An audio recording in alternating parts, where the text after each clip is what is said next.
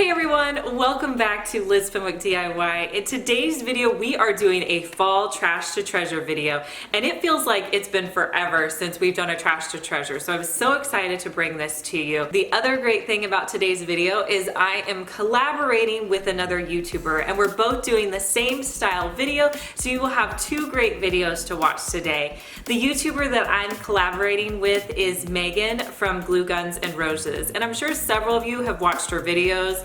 But if you like watching my style of videos, I know that you are going to love her videos. Her style is very similar to mine, and I just love watching every single one of her videos. She's so creative, she just has the best ideas, and she just has a really relatable personality that I think you will love. She has Dollar Tree DIYs, trash to treasure videos, and farmhouse, and just so much more. So once you're done watching this video, go check out Megan's video, and I'll have it linked below. First thing we're going to make is a wall art sign. So last time I was thrifting, I found this tray, and it's just a cool like old wood tray, and I thought it would be perfect for a tray, or I decided to make it into a wall art piece. So it was $2.50 because I always shop on half price day, and the first thing I decided I wanted to do was put some contact paper on the back of this. I recently purchased this contact paper on Amazon, I'll link below, and it was a perfect fit. The way that I like to cut my contact paper is I lay it down into the board, and then I just use my fingernail and I run it along the edge to make an indentation or a line where I need to cut it. You could always use a pencil, but I just think it's easier just to use my fingernail. Then, because the contact paper has those lines on the back, all you have to do is trim along the edge where the line is. And then I'll measure out the other side the same way so that it's a perfect fit.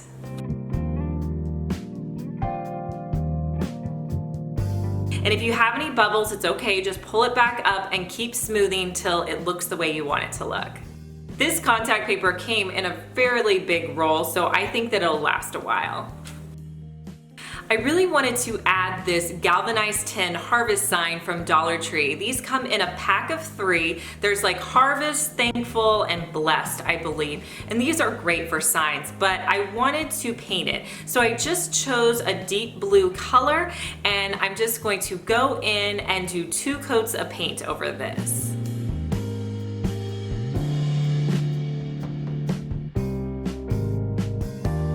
Next, I'm going to grab a leaf from Dollar Tree as well, and these are their burlap leaves. They do come with some stems on it, so I just pulled the stem off because I didn't want that on my wall art piece. From there, I kind of played around with it to figure out where I wanted it. Sometimes I think if you put the words that are smaller down in a corner, it makes a really big impact. So that's what I chose to do. So I hot glued my leaf to my frame first, and then I hot glued my harvest sign down below. And I think this looks super trendy and modern for fall.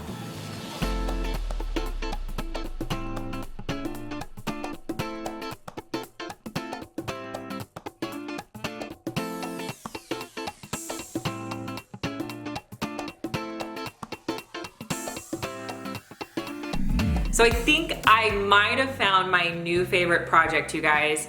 I found 3 of these brass candle stands at my thrift store. They had them priced each at $8, which meant on half price day they were $4. And these were huge. Like, that is my tip when you're going to the thrift store. You want to look for larger items that if you would buy at another store, it would cost you a lot of money, because you can repurpose those things so they look like they're from those high-end stores. So when I saw these, I was like, wow, these are perfect. So for $12 for all 3, I was able to get these brass candle stands. So I decided I was going to spray paint these, and I thought that would be the easiest. So the first thing I did was just wiped them down, made sure there wasn't any debris on them. Then I came in with this Coastal Sage spray paint, and it's an ultra matte. And the key for making it not look like it's spray painted is to get a matte finish. So this one is ultra matte. So I'm just going to spray on 2 coats of spray paint onto these candle stands.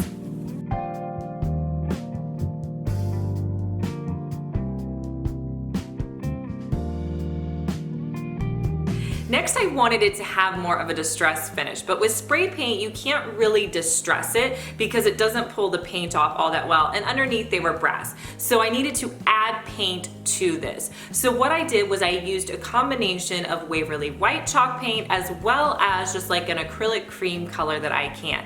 And I just put ever so little bit on my brush. You do not want that much paint at all.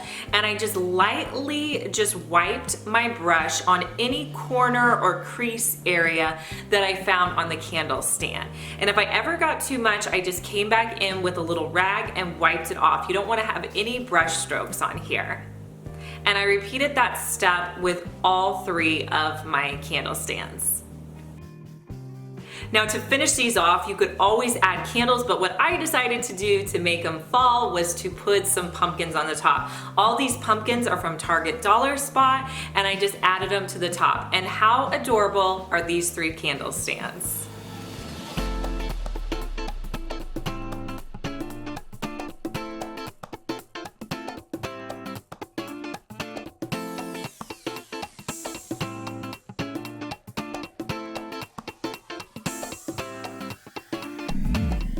If you guys are loving these Trash to Treasures, make sure to give me a thumbs up so I know to do more like it in the future. My last project definitely does not disappoint. So I found this white old basket at the thrift store for $1.50. And I thought I could definitely update this and make it adorable for fall. So my fall color schemes are light blues, navies, greens, white, and cream. So I decided to come in and spray paint it with 2 coats of a navy spray paint. And I also got the matte finish as well. So with this, it did take me maybe 3 coats because I had to make sure that I got into all the different areas. So just keep spray painting it, let it dry an hour, come back, spray paint it some more until you get it the way you want it. Now I wanted this to have quite a bit of a white worn finish on it, so the way I achieved that was I came in with some Waverly white chalk paint and I just lightly brushed it all over my piece. If I ever got any harsh brush strokes, I just came in and wiped them off until I got the desired look that I want. This process is so fun. You can do as little or as much as you like depending on your taste.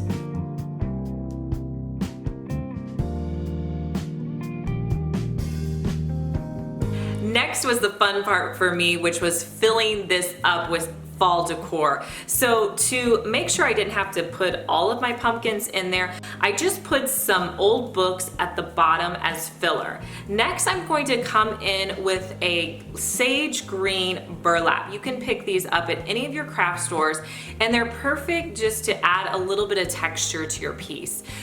Then I'm going to fill it up with some random pumpkins that I had on hand. Most of them are from Dollar Tree, but they're just kind of in that white or cream family. I also found these antlers this year. They are out at Walmart right now in the fall section. You can pick them up. I believe they were $1.34. So I'm just going to put 2 antlers in just to give it like a little fun fall look. And then the leaves that I'm using are from Hobby Lobby. The greenery is just going to soften it and add in filler. And then I'm going to use those little white pumpkins, which I still have not been able to find this year at my Dollar Tree. I'm still working on my stash from last year. But they are great. So if you find those pumpkins, pick them up because I want to use them in everything. And I just use those to kind of fill in around the pumpkins and add any last minute leaves as well if I have holes. And this is how my basket turned out.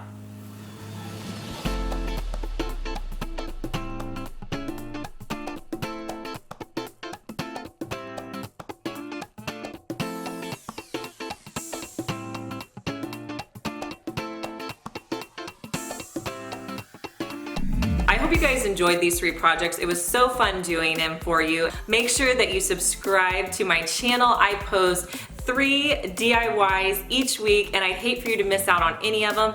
And if you guys haven't checked out Megan's video, I will have it linked down below in the description box so that you can watch that video next.